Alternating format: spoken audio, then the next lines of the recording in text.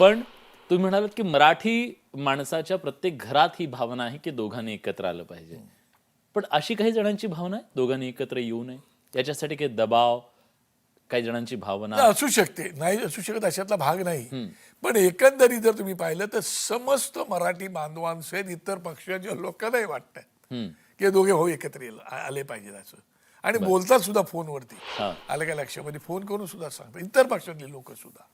हा भाग जरी असला तरी विषय असा आहे की आता त्या दोघांना ते ठरवायचं आहे. त्यामुळे तुम्ही कसं आहे की मला जे काय मी ओळखतो त्याप्रमाणे असे दबाव बिबावाला ते लोक काही म्हणजे ते तसं त्याचा विचार नाही करणार. ते बळी पडणार नाही. बळी पडणार नाही. ते त्यांची एक स्वतःची थॉट प्रोसेस आहे, त्या विचारसरणीप्रमाणे ते जाणार. त्याच्यात ते मराठी माणसाचं हित हे त्यांच्या डोळ्यासमोरच असतं. हा. आणि त्या हिताच्या पलीकडे ते कधी विचार करतात